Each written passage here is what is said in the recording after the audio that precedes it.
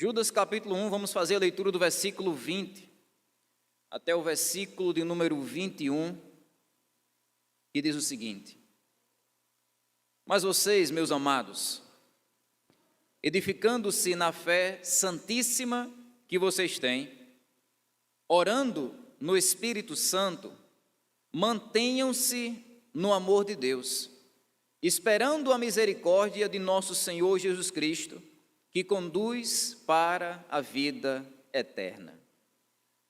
O autor das palavras que nós acabamos de ler aqui nessa noite foi uma pessoa muito distinta, especial na história bíblica. Isso porque o Judas, que carrega a autoria dessa carta, não é o Judas Iscariotes que traiu Jesus, que vendeu Jesus, que trocou Jesus por poucas moedas. Na verdade, esse Judas aqui que escreveu essa carta foi o meio-irmão de Jesus. Um dos poucos nessa terra que tiveram o privilégio de dividir o berço, a casa, a infância, adolescência, juventude, vida adulta com o próprio Senhor Jesus Cristo, Deus em carne e osso. Apesar de Judas ter vivido a maior parte da sua vida, por incrível que pareça, incrédulo, sem acreditar que Jesus era o Messias, o Salvador do mundo, a palavra de Deus relata para nós que depois da ressurreição de Jesus Cristo, Judas passou a acreditar no seu meio-irmão como o Messias, como o Salvador. Ele se tornou um crente, e não só um crente, mas também um líder muito influente na caminhada da igreja primitiva. Ele exerceu essa liderança num período da igreja primitiva, onde ela estava atravessando uma crise muito forte.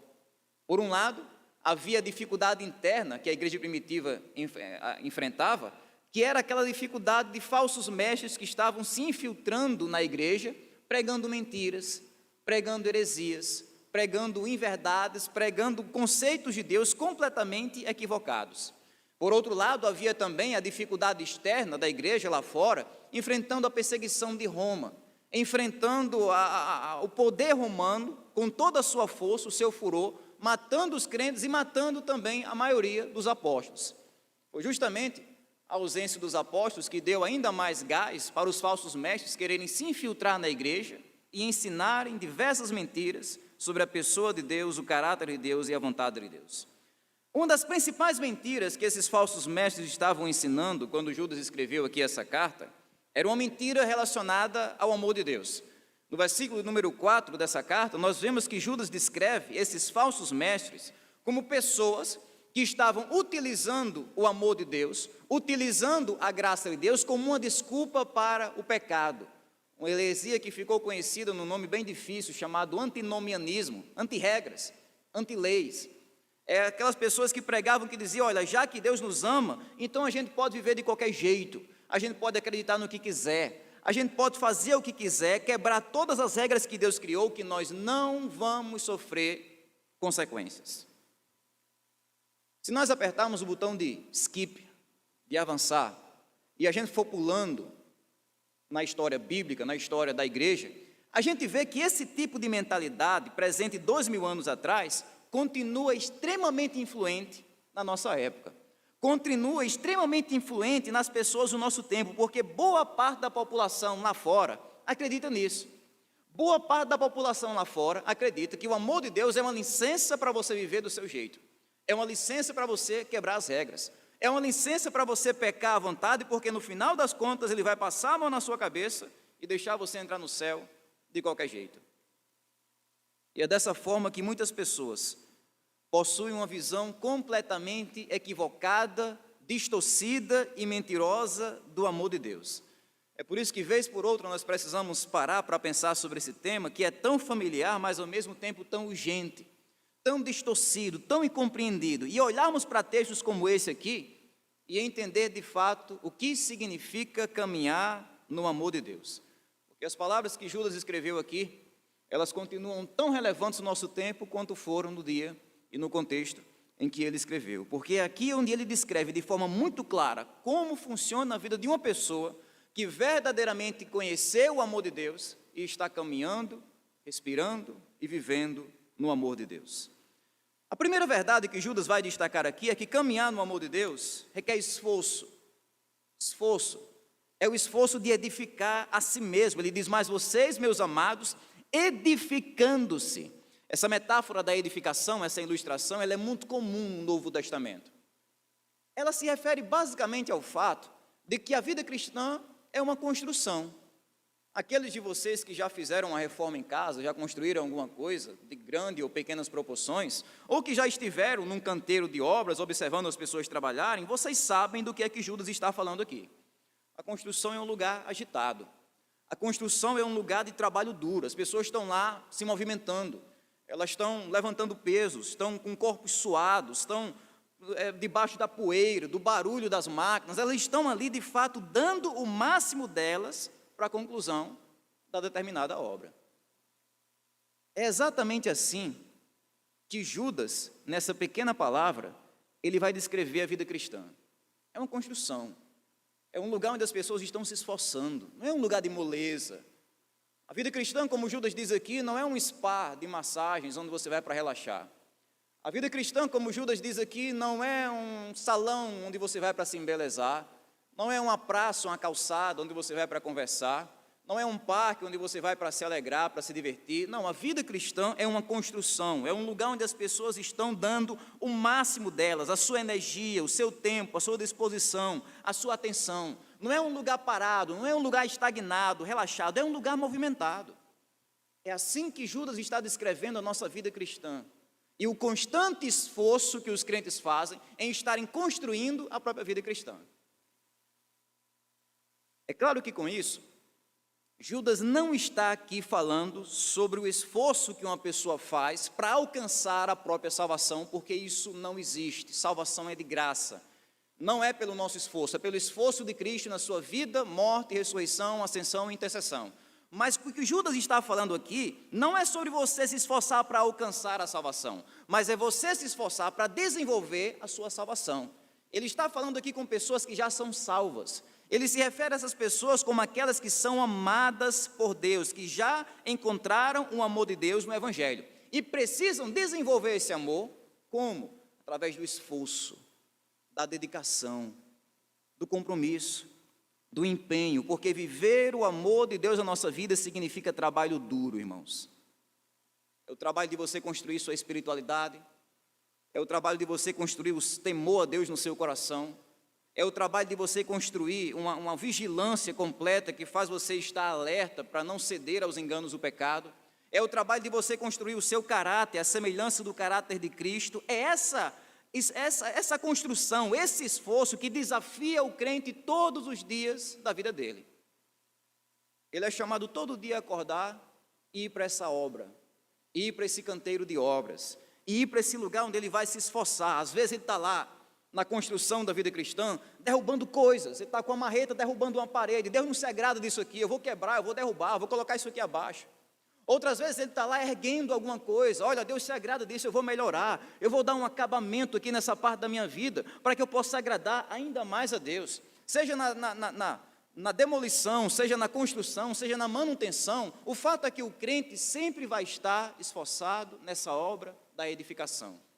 Ele sempre deve estar se esforçando para ter uma vida cristã cada vez mais abençoável, que não vem de graça, que não vem de mão beijada, que não vem pelo acaso, mas que vem pelo trabalho duro, pelo esforço.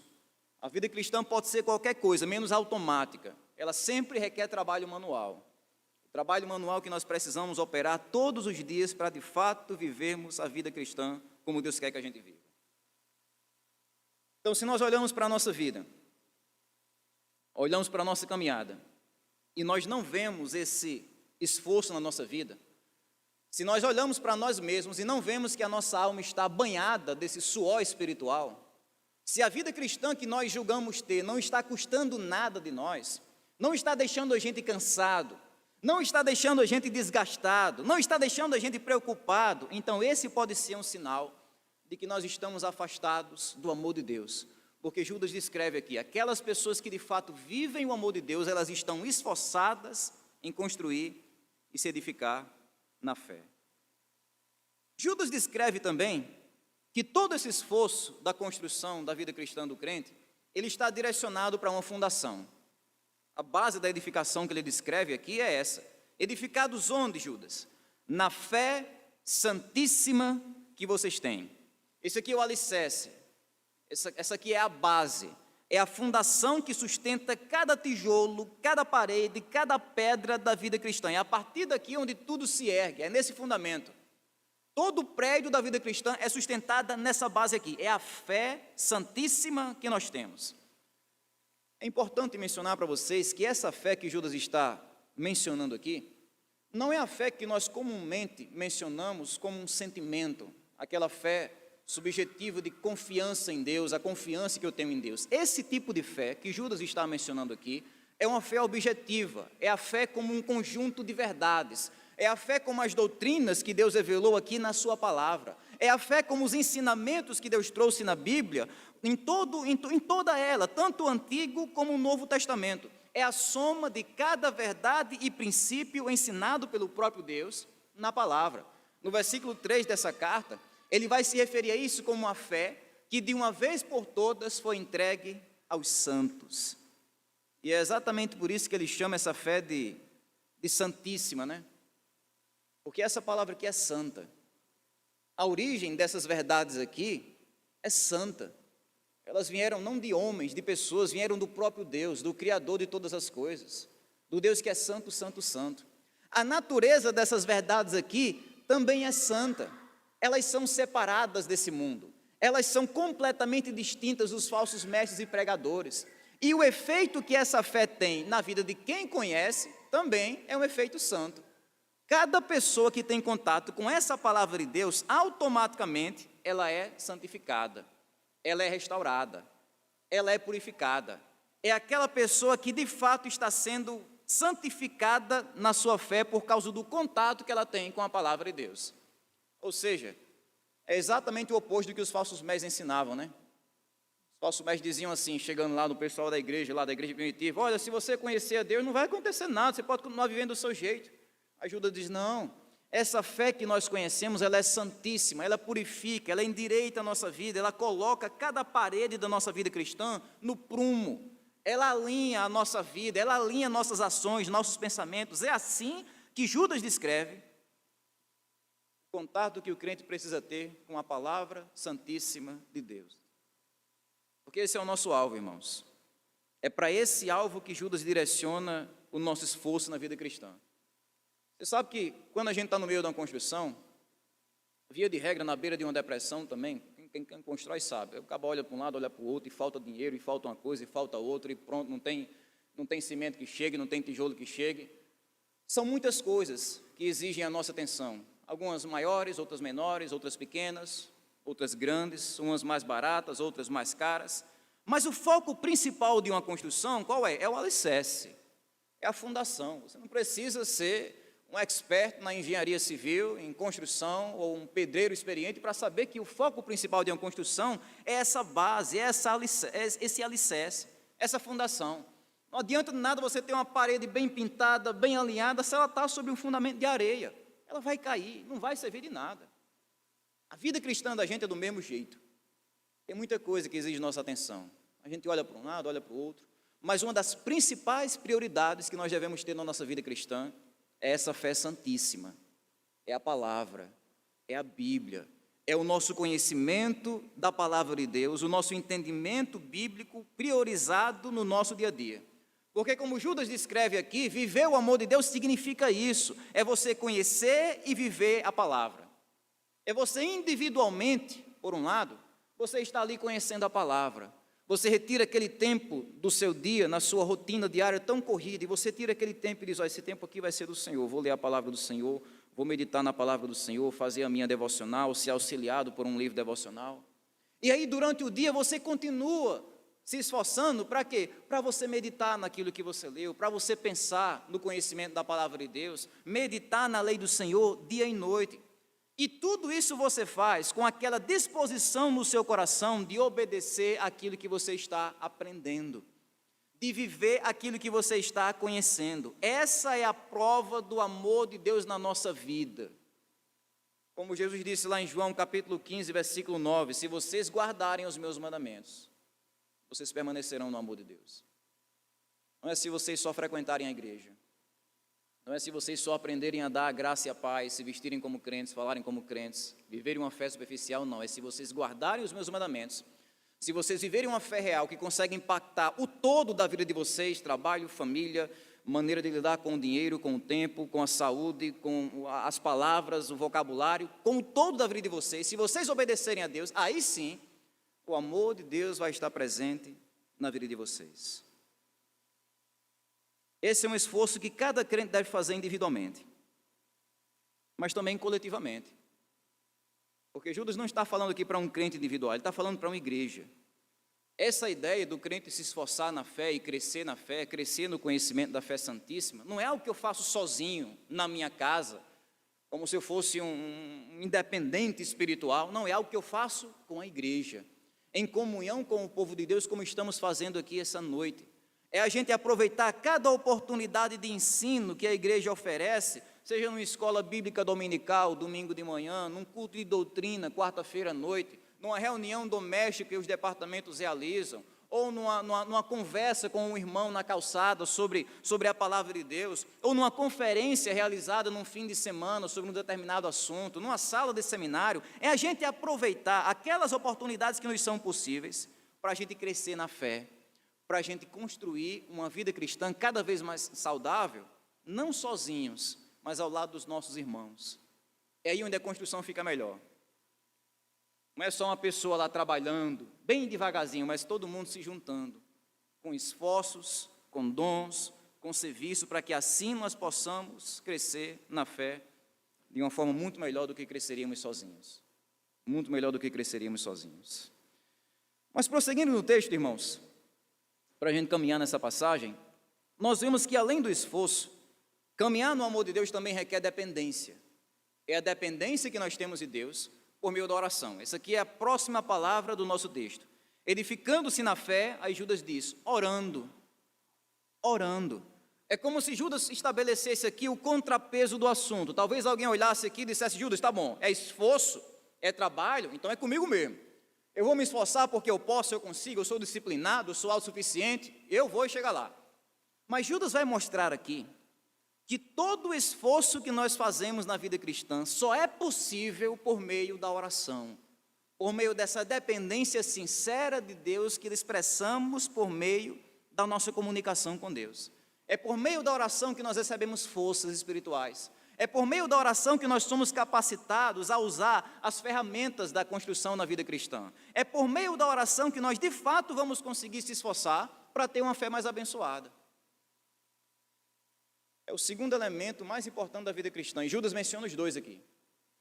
Qual é o primeiro? Eu me converti agora, qual é a coisa mais importante na vida cristã? É a palavra, Bíblia, leia a Bíblia.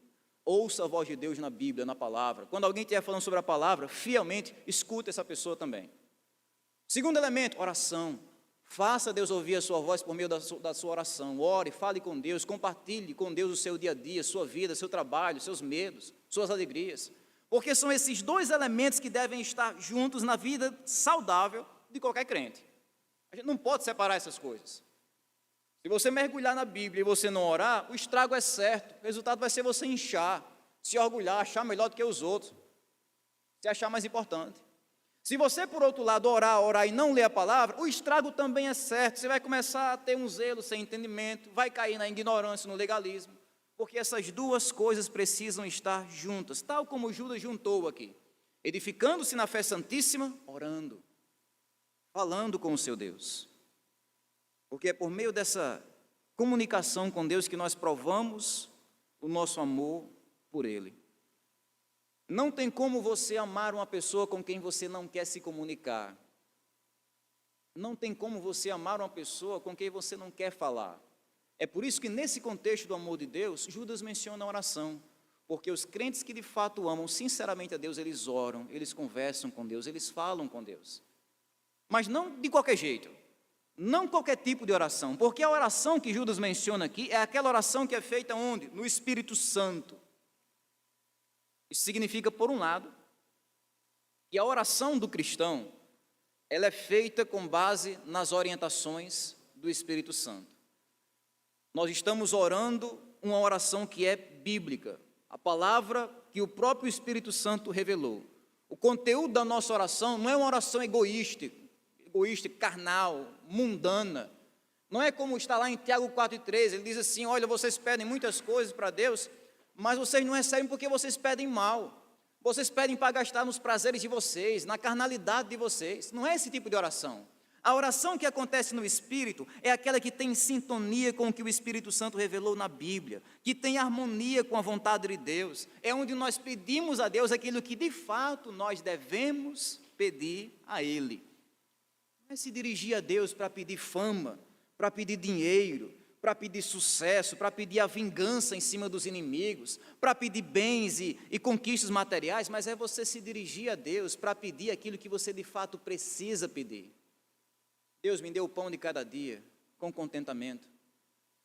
Deus me dê mais humildade. Baixa a minha bola, Senhor. Deus me dê mais santidade, me ajuda a ser mais santo, mais puro. Deus me dê mais ousadia para eu conseguir falar do seu evangelho com coragem, com intrepidez. Deus me dê mais amor ao próximo. Sabe, diferente daquela pessoa: Deus, eu quero mais dinheiro, eu quero que o Senhor realize aqui esse meu sonho. E aquela pessoa que está orando no Espírito, de acordo com as orientações do Espírito Santo, na palavra de Deus, mas também de acordo com o poder do Espírito Santo, de acordo com a ajuda do Espírito Santo. Essa oração que acontece no Espírito é aquela oração fervorosa, é aquela oração que vem do coração, é aquela oração que é completamente sincera. Jesus sabe, e Judas também, que um dos principais perigos na nossa vida de oração não é a ausência da oração, mas é a superficialidade da nossa oração. A gente ora, mas são orações mecânicas, são orações vazias, são orações apenas como um ritual que a gente faz antes de dormir para cumprir uma tabela religiosa. É aquela oração sem o coração: Deus abençoe meu dia e abençoe a minha vida, em nome de Jesus, amém. Aí dorme, pronto. E acho que isso é o clímax da vida de oração, sabe? É como uma reza com palavras diferentes. Mas a oração que Deus de fato quer de nós, ela acontece no Espírito. É o Espírito Santo de Deus atraindo toda a sinceridade do nosso coração para o amor de Deus. É aquela oração que tem um coração. Não é aquela oração que bate no telhado e volta, aquela oração que é estornada pela falta de amor, mas aquela oração que vem do peito, uma força do nosso coração, falando com Deus com paixão, com amor, com sinceridade. Porque viver o amor de Deus significa isso, gente. Significa manter o contato com Deus na oração. Qualquer que seja o tipo de oração. Às vezes aquela oração de agradecimento, onde você agradece pelas bênçãos recebidas. Às vezes aquela oração onde você pede alguma bênção que você precisa receber, na saúde, na família, nos estudos, no trabalho, na vida espiritual.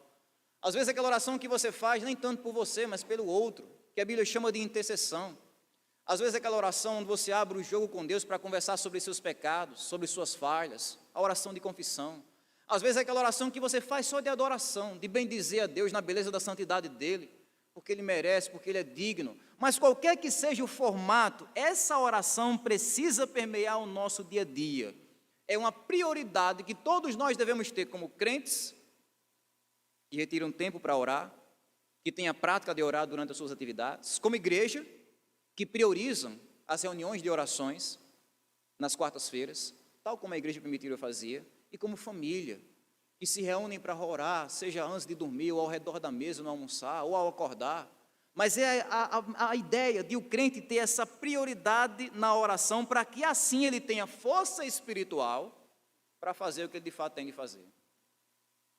Caso contrário, se a gente não priorizar essa oração, o resultado vai ser uma vida cristã completamente fraca, superficial. Qualquer vento de tentação derruba a gente. Qualquer mentira religiosa começa a enganar nossa mente. Qualquer dificuldade começa a colocar a nossa alma lá no chão, faz a nossa alma desmaiar. É uma vida cristã fraca pela falta da oração. A gente vai ter dificuldade de crescer, de viver em santidade pela falta de oração. E as consequências dessa falta de oração sempre são mais graves do que nós podemos imaginar. Mais graves do que nós podemos imaginar. Porque não tem atalho, irmãos. A única forma de vivenciar o amor transformador de Deus é orando. Orando sem cessar. Mas além disso, Seguindo aqui no texto, nós vemos que caminhar no amor de Deus, além de esforço, dependência na oração, é algo que requer também perseverança. Onde é que a gente persevera? Judas diz aqui no texto, versículo 21, mantenham-se no amor de Deus. Essa aqui é a sentença principal do nosso texto, pode sublinhar ela na sua Bíblia aí. É a frase ao redor da qual todas as outras palavras estão orbitando. Tudo é sobre isso, cada passo é edificar-se, orar, esperar, tudo gira em torno disso aqui, de uma pessoa se manter no amor de Deus. A palavra mantenha-se aqui, traz a ideia do crente ele se guardar, se conservar, tomar cuidado para ele não se desviar do amor de Deus. É assim que Judas está alertando esses crentes aqui, exortando os crentes a viverem no amor de Deus. O que eu acho interessante é que para Judas o amor de Deus não é uma ideia. Para Judas o amor de Deus é um lugar. Para Judas o amor de Deus não é uma doutrina intelectual. Para Judas o amor de Deus é um lugar espiritual, no qual você vive, respira, fala, pensa, age, no qual você se comporta, no qual você existe. Você está ali nesse amor de Deus, nesse local espiritual e perseverar nesse amor. Continuar lá, não deixar que nada arranque você de lá. É o alerta que Judas está trazendo aqui. É claro que com isso, nota de rodapé, Judas não está aqui falando sobre perda de salvação. Ele não está dizendo que o crente ele pode ser arrancado do amor de Deus ao ponto de que ele perde a sua própria salvação, por isso ele tem de tomar cuidado. Não é isso, gente. Não é questão de perda de salvação. Mas é o crente perder o prazer da salvação. É o crente perder a alegria da sua salvação. É o crente perder o fervor da sua salvação, porque ele não está mais exposto ao calor do amor de Deus. Quando o crente se afasta do sol do amor de Deus, esse sol continua quente, caloroso.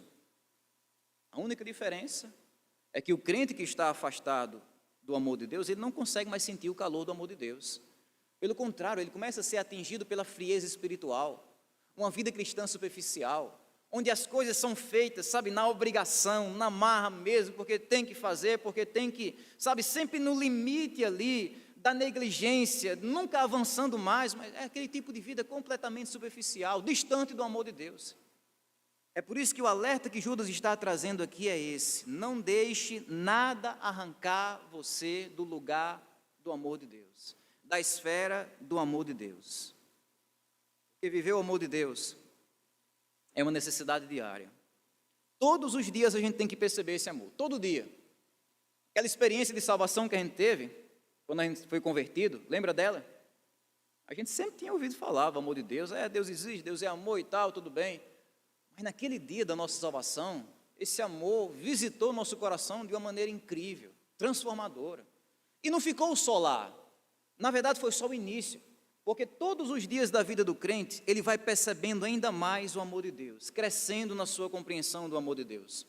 Cada perdão recebido, cada texto bíblico lido e compreendido, cada providência, bênção recebida, cada graça que Deus compartilha, cada vitória conquistada, vai fazendo a gente entender cada vez mais a grandeza daquele amor que é muito maior do que a gente inicialmente imaginou.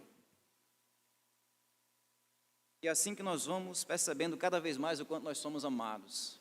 Falhos, mas amados, quebrados, mas consertados pelo amor de Deus, porque Ele é o Deus que nos guarda no seu amor. É disso que nós precisamos, perceber o amor de Deus, todo dia, com perseverança, mas também responder o amor de Deus, porque o objetivo dessa contemplação não é só a admiração, o amor de Deus é bonito, não, é a santificação, é a mudança de vida, é a melhoria do nosso caráter, é a luz desse amor, é assim que nós somos transformados pelo amor de Deus.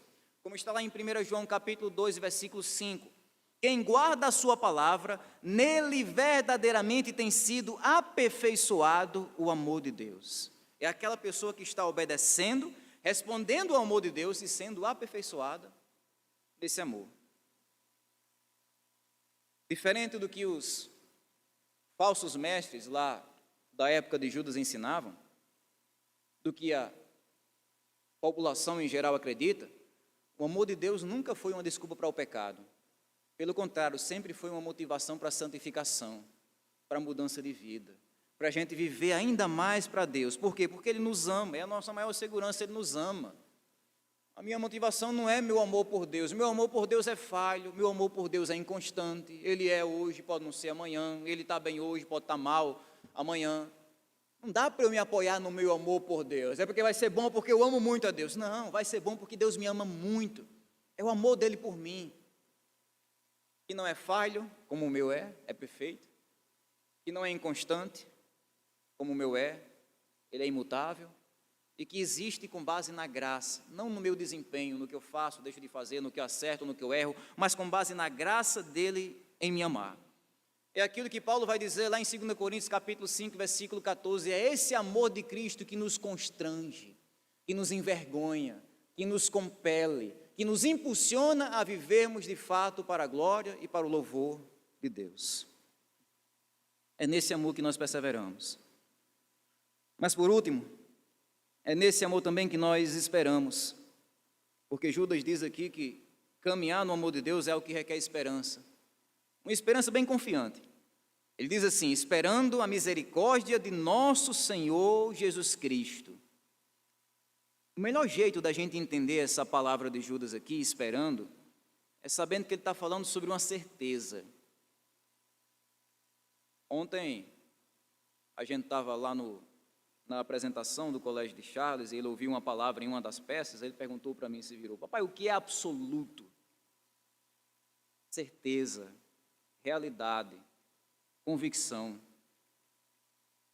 Claro que eu não expliquei assim para ele, né? Não dava para ele entender, nem sei se ele entendeu, mas é isso, é essa espera que é absoluta, é convicta, é certa, você não está esperando um resultado de uma roleta, que talvez dê o seu favor, talvez não dê. Você está esperando uma pessoa que não falha. Você está esperando Jesus Cristo, aquele que não falha, que não mente, que é fiel. É isso que o crente sente quando ele pensa na volta do Senhor Jesus Cristo. Não é uma questão de se acontecer, é questão apenas de quando acontecer. Porque de fato vai acontecer. É uma volta absoluta, uma certeza inexorável. É algo que vai fazer parte da nossa realidade mais cedo ou mais tarde. E a melhor parte é que no dia dessa volta, diferente dos ímpios, dos falsos mestres, a gente não vai estar indo em direção ao castigo de Deus, à punição de Deus, mas nós vamos estar indo em direção à misericórdia de Jesus, é o ponto de Judas. Nós estamos esperando aquele dia onde nós seremos abraçados pela misericórdia de Jesus. Enquanto o mundo, com os falsos mestres, como Judas até vai destacar aqui no verso 15, está caminhando em direção ao juízo final, convictos, isso vai acontecer, convictos de que eles serão condenados, castigados, punidos pelo olhar raivoso de Deus contra os seus pecados. Nós, a igreja, caminhamos em direção ao juízo final, convictos, absolutamente certos de que nós estamos indo em direção ao sorriso gracioso de Jesus, misericordioso de Jesus sobre as nossas vidas. Porque é o que Judas diz, nós estamos esperando não o dia da condenação, mas o dia da salvação, onde Jesus Cristo vai nos abraçar com a sua misericórdia e vai abraçar também cada um que se arrependeu dos seus pecados e confiou no Evangelho. De modo que o resultado disso, como ele termina dizendo, é a vida eterna. A esperança que conduz para a vida eterna. Não é a esperança que conduz apenas para uma vida longa. Não é a esperança que conduz apenas para uma vida saudável. Não é a esperança que conduz apenas para uma vida próspera, confortável, ou para uma vida relevante, como alguns dizem, o que é importante é deixar a sua marca no mundo, é ser relevante. Não é só isso. Mas é a esperança que conduz para uma vida que é eterna. É uma vida que não pode ser interrompida, pausada por nenhuma morte, nenhuma tragédia, nenhuma doença. Ela é eterna, para sempre. É aquele tipo de vida também que não pode ser prejudicada por nenhuma dor, nenhum pecado, nenhuma preocupação, nenhuma tristeza, porque é vida, vida no divino sentido da palavra. É essa infinitude e ao mesmo tempo plenitude de vida que estão contidas aqui nessa expressão, vida eterna. Algo completamente diferente do que qualquer ser humano já viu ou vai provar nessa terra. Algo superior às maiores alegrias desse mundo, é a vida eterna. Porque viver o amor de Deus significa isso. Significa provar desse amor para sempre. É uma experiência que não tem prazo de validade, não. Que começa e não acaba. Viver o amor de Deus é olhar para o futuro tendo essa esperança da vida eterna. Todo ser humano olha para o futuro esperando alguma coisa. É comum, a gente chama isso de perspectiva de vida, né? É olhar para o futuro e esperar que alguma coisa boa aconteça, melhor do que você tem agora. As pessoas esperam estudar, se formar, casar, ter filhos, ter netos, depois trabalharem, se aposentarem, viajarem, descansarem, conquistarem, comprarem suas coisas, sua casa, seu carro. É o que as pessoas chamam de uma vida boa. Eu quero uma vida boa pela frente. Mas quando o crente consegue olhar para o horizonte da sua vida, ele vê muito além disso. O crente consegue ver muito além do que uma vida boa. Ele olha para uma vida que é eterna. Ele olha para uma vida que não acaba, que não tem fim. É isso que dá ânimo e coragem para ele seguir em frente em qualquer dificuldade. Por quê? Porque ele sabe que as dificuldades, elas têm um prazo de validade. Elas acabam, elas terminam. Mas a vida que o crente encontrou no amor de Deus, ela é eterna, é infinita, é inquestionável, é imperturbável, é desejável, é certa, é absoluta, é a nossa realidade eternamente ao lado desse amor que tem nos amado. É por isso que viver o amor de Deus sempre vai levar a gente a desejar a vinda de Jesus, a conclusão da nossa salvação e a entrada nossa no novo céu e na nova terra, naquilo que a Bíblia chama de vida eterna. Resumindo, irmãos, é dessa forma que Judas mostra como é que funciona uma pessoa que vive o amor de Deus. Primeiro é o esforço de conhecer e viver a palavra, individualmente, coletivamente. É a dependência de buscar forças por meio da oração, uma oração bíblica, uma oração fervorosa, amorosa. É a perseverança de estar todos os dias, não só percebendo, mas também respondendo o amor de Deus em obediência. E a esperança de estar confiante, ao saber que Deus não vai apenas nos amar, mas vai nos amar também pela eternidade, naquilo que Ele promete para nós de forma absoluta, naquilo que Ele promete na vida eterna. Que Deus então nos abençoe, que através dessas verdades aqui a gente consiga respirar cada vez mais esse oxigênio do amor de Deus na nossa vida cristã e que assim nós venhamos ter uma fé, uma vida cristã cada vez mais saudável e abençoada na presença do Senhor. Que o Senhor nos abençoe.